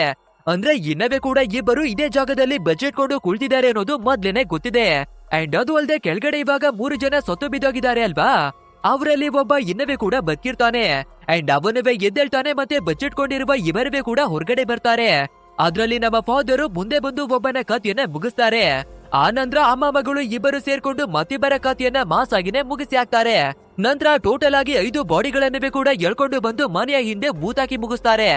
ನಂತರ ನಮ್ಮ ಫಾದರು ಮತ್ತೆ ನೀಲ ಇಬ್ಬರವೇ ಕೂಡ ಕೇಸನ್ನ ವಾಪಸ್ ತಗೊಂಡ್ಬಿಡೋಣ ಅಂತ ಪೊಲೀಸ್ ಸ್ಟೇಷನ್ ನ ಕಡೆಗಾಗಿನೇ ಹೊರಟು ಬರ್ತಾರೆ.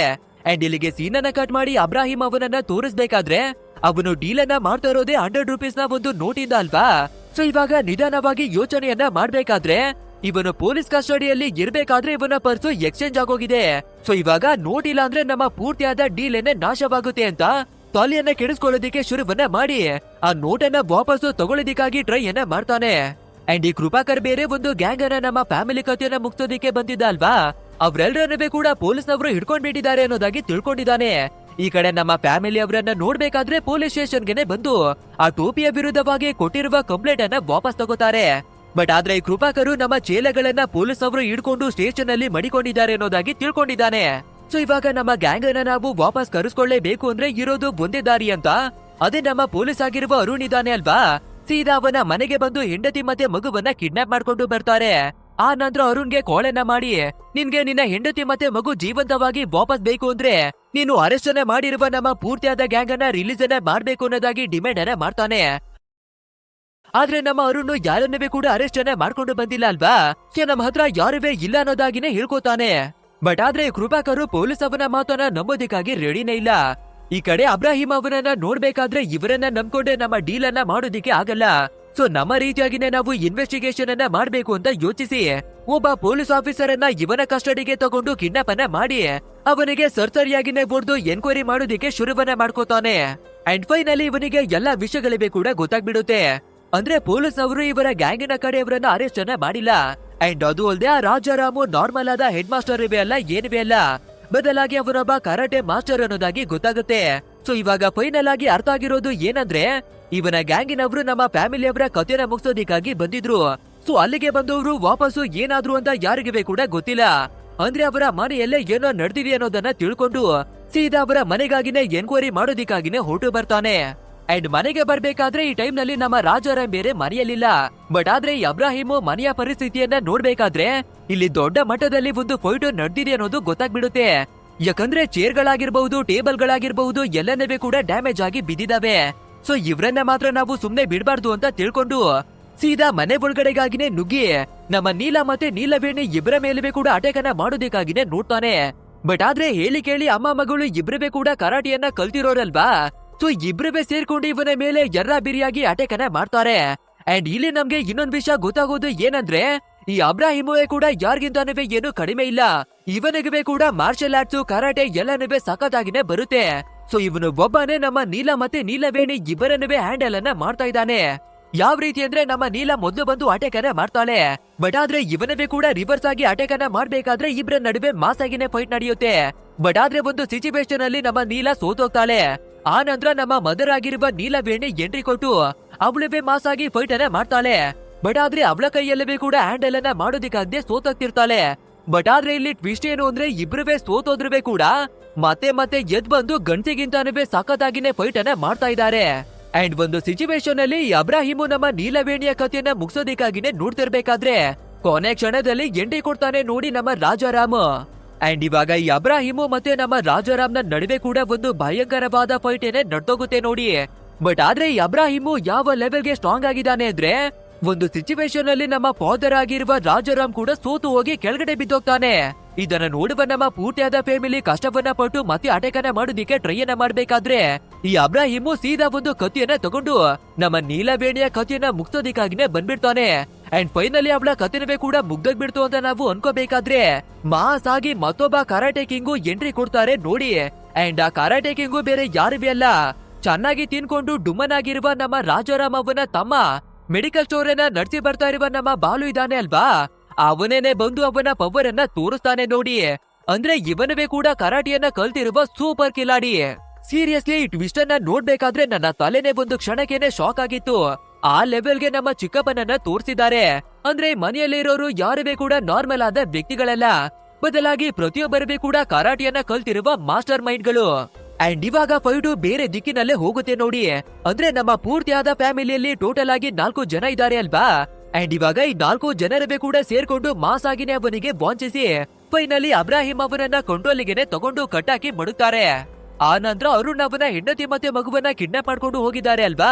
ಸೊ ಅವರನ್ನ ಯಾವ ಜಾಗದಲ್ಲಿ ಬಚ್ಚಿಟ್ಟಿದ್ದೀರಾ ಹೇಳಿ ಅನ್ನೋದಾಗಿ ಕೇಳ್ಬೇಕಾದ್ರೆ ಮೊದ್ಲು ಹೇಳಿಲ್ಲ ಅಂದ್ರೂ ಪ್ರೆಷರ್ ಅನ್ನ ಹಾಕ್ಬೇಕಾದ್ರೆ ಫೈನಲ್ ಆಗಿ ಹೇಳ್ಕೊತಾನೆ. ಸೊ ನಮ್ಮ ಫಾದರ್ ಮತ್ತೆ ಮಗಳು ಇಬ್ಬರವೇ ಕೂಡ ಆ ಜಾಗದಿಂದ ಹೊರಟು ಫೈನಲಿ ಲೊಕೇಶನ್ ಗಾಗಿನವೇ ಕೂಡ ಬಂದು ಮಾಸ್ ಆಗಿರುವ ಫೈಟ್ ಅನ್ನ ಮತ್ತೆ ಶುರು ಮಾಡ್ಕೋತಾರೆ. ಅಂಡ್ ಈ ಸೀನ್ ಅನ್ನ ನೋಡ್ಬೇಕಾದ್ರೆ ಅಪ್ಪ ಮಗಳು ಅಂದ್ರೆ ಈ ರೀತಿ ಇರ್ಬೇಕು ನೋಡಿ ಅನ್ನೋದಾಗಿನೇ ಅನ್ಸುತ್ತೆ. ಯಾಕಂದ್ರೆ ಆ ರೀತಿಯಾಗಿನೇ ಗೂಂಡಾಗಳಿಗೆ ಹೊಡೆದು ವಾಂಚಿಸಿ ಹಾಕ್ತಾರೆ. ಅಂಡ್ ಇದೇ ಟೈಮಿಗೆ ಸರಿಯಾಗಿ ಕೃಪಾಕರ್ ಕೂಡ ಇದೇ ಜಾಗಕ್ಕಾಗಿನೇ ಬಂದ್ಬಿಡ್ತಾನೆ. ಅಂಡ್ ಅವನನ್ನವೇ ಕೂಡ ಹಿಡ್ಕೊಂಡು ಎಲ್ಲ ಎನ್ಕ್ವೈರಿಯನ್ನ ಮಾಡ್ಬೇಕಾದ್ರೆ ಬೇರೆ ದಾರಿ ಇಲ್ದೆ ಪೂರ್ತಿಯಾದ ಇವರ ಎಲ್ಲಾ ಪ್ಲಾನ್ ಗಳನ್ನವೇ ಹೇಳ್ಕೊಳ್ಳೇಬೇಕಾಗುತ್ತೆ.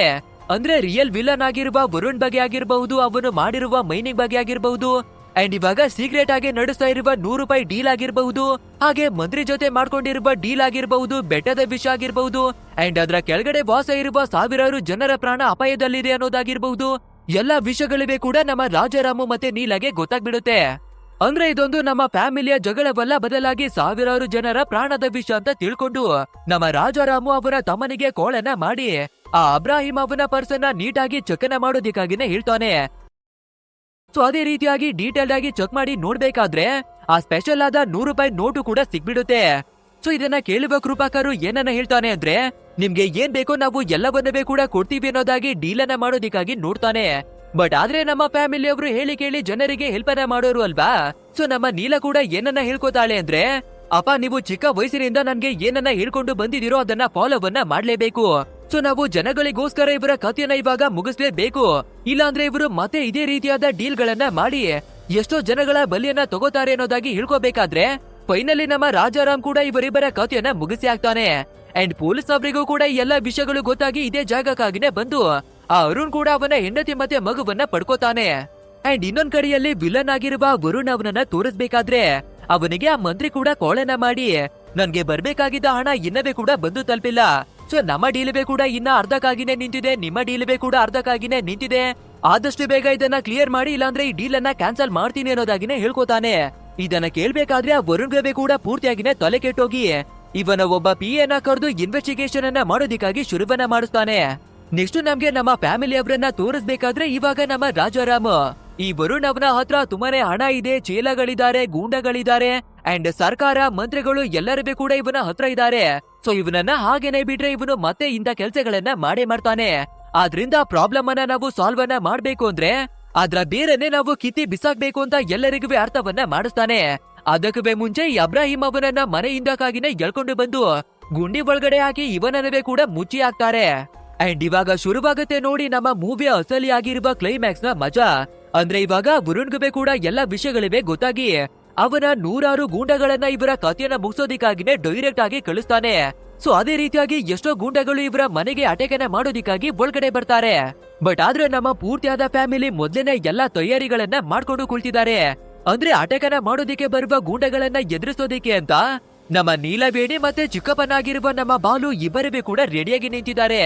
ಬಟ್ ಆದ್ರೆ ನಮ್ಮ ರಾಜಾರಾಮು ಮತ್ತೆ ನೀಲ ಅವರೆಲ್ಲಿಗೆ ಹೋದ್ರು ಅಂತ ನಾವು ನೋಡ್ತಿರ್ಬೇಕಾದ್ರೆ ಅವರು ಸೀದಾ ವಿಲನ್ ಆಗಿರುವ ವರುಣ್ ಅವನನ್ನ ಹುಡಿಕೊಂಡು ಬರ್ತಿದ್ದಾರೆ. ಯಾಕಂದ್ರೆ ಎಲ್ಲಾ ಗೂಂಡಗಳನ್ನ ಇವರ ಮೇಲೆ ಅಟೆಕನ್ನ ಮಾಡೋದಿಕ್ಕೆ ಕಳಿಸ್ಬೇಕಾದ್ರೆ ಅವನ ಹತ್ರ ಯಾವ ಗೂಂಡಗಳಿವೆ ಇರೋದಿಲ್ಲ ಅಲ್ವಾ. ಸೊ ಸೀದಾ ಅವನ ಹತ್ರ ಬಂದು ಡೈರೆಕ್ಟ್ ಆಗಿ ಅವನ ಕಥೆಯನ್ನ ಮುಗಿಸೋದಿಕ್ಕಾಗಿ ಪ್ಲಾನ್ ಮಾಡಿದ್ದಾರೆ. ಅಂಡ್ ಅದೇ ರೀತಿ ನಮ್ಮ ಮನೆ ಒಳಗಡೆ ನೋಡ್ಬೇಕಾದ್ರೆ ನಮ್ಮ ಚಿಕ್ಕಪ್ಪ ಮತ್ತೆ ನೀಲವೇಣಿ ಸೇರ್ಕೊಂಡು ಆ 100 ಜನ ಗೂಂಡಗಳಿಗೆ ಹೊಡೆದು ಭೂತವನ್ನ ಬಿಡಿಸ್ತಾ ಇದ್ದಾರೆ. ಈ ನನ್ ಕಡೆಯಲ್ಲಿ ನಮ್ಮ ಅಪ್ಪ ಮಗಳು ಇಬ್ಬರನ್ನ ನೋಡ್ಬೇಕಾದ್ರೆ ಈ ವರುಣ್ ಒಂದು ದೊಡ್ಡದಾದ ಸೆಕ್ಯೂರಿಟಿಯನ್ನೇ ಮಡಿಕೊಂಡಿದ್ದಾನೆ. ಮೊದ್ಲು ಅಪ್ಪ ಮಗಳು ಇಬ್ಬರೇ ಸೇರ್ಕೊಂಡು ಅವರ ಹತ್ರಕ್ಕಾಗಿನೇ ಬಂದು ಎಲ್ಲರ ಕಥೆಯನ್ನ ಬುಡಾಯಿಸ್ತಾರೆ. ಅಂಡ್ ಫೈನಲಿ ವಿಲ್ಲನ್ನ ಹತ್ರಕ್ಕಾಗಿನೇ ಬಂದು ಇಬ್ರು ಸೇರ್ಕೊಂಡು ಅಟೆಕನ್ನ ಮಾಡ್ತಾರೆ. ಅವನು ಕೂಡ ಏನು ಕಡಿಮೆ ಇಲ್ಲ, ಮಾಸಾದ ಫೈಟ್ ಅನ್ನೇ ಮಾಡ್ತಾನೆ. ಬಟ್ ಆದ್ರೆ ಫೈನಲ್ ಆಗಿ ಅಪ್ಪ ಮಗಳು ಇಬ್ಬರೇ ಸೇರಿ ಅವನನ್ನ ಸೋಲಿಸಿ ನಮ್ಮ ರಾಜಾರಾಮ್ ಒಂದು ಕತ್ತಿಯನ್ನ ತಗೊಂಡು ಅವನ ಕಥೆಯನ್ನ ಮುಗಿಸಿ ಹಾಕ್ತಾನೆ. ಅಂದ್ರೆ ನಮ್ಮ ಫ್ಯಾಮಿಲಿ ಪೂರ್ತಿಯಾಗಿನೇ ಸೇರ್ಕೊಂಡು ಅವರ ಫ್ಯಾಮಿಲಿಯನ್ನ ಕಾಪಾಡ್ಕೊಳ್ಳೋದ್ರ ಜೊತೆಗೆ ಈ ದೊಡ್ಡದಾದ ಮೈನಿಗನ್ನ ನಿಲ್ಲಿಸಿ ಸಾವಿರಾರು ಜನರ ಪ್ರಾಣವನ್ನವೇ ಕೂಡ ಕಾಪಾಡಿದ್ದಾರೆ. ಆ ನಂತರ ಪೊಲೀಸ್ ಅವರಿಗೆ ಎಲ್ಲ ವಿಷಯಗಳಿವೆ ಗೊತ್ತಾಗ್ಬೇಕಾದ್ರೆ ಇನ್ವೆಸ್ಟಿಗೇಷನ್ ಅನ್ನ ಮಾಡ್ತಾರೆ. ಬಟ್ ಆದ್ರೆ ನಮ್ಮ ಫ್ಯಾಮಿಲಿ ಅವರ ವಿರುದ್ಧ ಯಾವುದೇ ಎವಿಡೆನ್ಸ್ ಗಳು ಇಲ್ದೇ ಇರೋದ್ರಿಂದ ಇವರ ಬಗ್ಗೆ ಒಂದು ಸ್ವಲ್ಪನವೇ ಕೂಡ ಡೌಟ್ ಬರೋದೇ ಇಲ್ಲ. ಆದ್ರಿಂದ ನಮ್ಮ ಪೂರ್ತಿಯಾದ ಫ್ಯಾಮಿಲಿ ಒಂದು ದೊಡ್ಡ ಡೇಂಜರಸ್ ಆಗಿದ್ರೆ ಕೂಡ ಹೊರಗಡೆ ಒಂದು ಸಾಮಾನ್ಯವಾಗಿರುವ ಜೀವನದ ಹಾಗೆನೆ ತೋರಿಸ್ಕೊಂಡು ಬದುಕಿ ಬರ್ತಿದ್ದಾರೆ. ಅಂಡ್ ಇಲ್ಲಿಗೆ ನಮ್ಮ ಇವತ್ತಿನ ಕ್ರೇಜಿ ಆಗಿರುವ ಮೂವಿ ಕೂಡ ಎಂಡ್ ಆಗುತ್ತೆ. ಗೈಸ್, ಈ ಮೂವಿ ಹೇಗಿತ್ತು ಅಂತ ತಪ್ಪದೆ ನಮ್ಗೆ ಕಮೆಂಟ್ ಮೂಲಕ ತಿಳಿಸಿ. ಹಾಗೆ ವಿಡಿಯೋವೇನಾದ್ರೂ ಇಷ್ಟವಾಗಿದ್ರೆ ಒಂದು ಲೈಕ್ ಅನ್ನ ಕೊಟ್ಟು ನಮ್ಮ ಚಾನೆಲ್ ಅನ್ನ ಸಬ್ಸ್ಕ್ರೈಬ್ ಮಾಡ್ಕೊಳ್ಳಿ. ಅಂಡ್ ಇಂಥದ್ದೇ ಹೊಸದಾಗಿ ಬರ್ತಿರುವ ತೆಲುಗು, ತಮಿಳು, ಮಲಯಾಳಿಯ ಮೂವಿಗಳನ್ನ ಎಕ್ಸ್ಪ್ಲೇನ್ ಮಾಡೋದಿಕ್ಕೆ ಅಂತಾನೆ ಹೊಸ ಚಾನೆಲ್ ಅನ್ನವೇ ಕ್ರಿಯೇಟ್ ಮಾಡಿ ಅದರ ಲಿಂಕ್ ಅನ್ನ ಡಿಸ್ಕ್ರಿಪ್ಷನ್ ಅಲ್ಲೇ ಕೊಟ್ಟಿದೀವಿ. ಅದನ್ನವೇ ಕೂಡ ಮಿಸ್ ಅನ್ನ ಮಾಡದೆ ಸಬ್ಸ್ಕ್ರೈಬ್ ಅನ್ನ ಮಾಡ್ಕೊಳ್ಳಿ. ಸರಿ, ಹಾಗಿದ್ರೆ ಮುಂದಿನ ಒಂದು ಮಾಸ್ ಆಗಿರುವ ಮತ್ತೊಂದು ವಿಡಿಯೋದಲ್ಲಿ ಭೇಟಿಯಾಗೋಣ. So thanks for watching guys and take care of your self.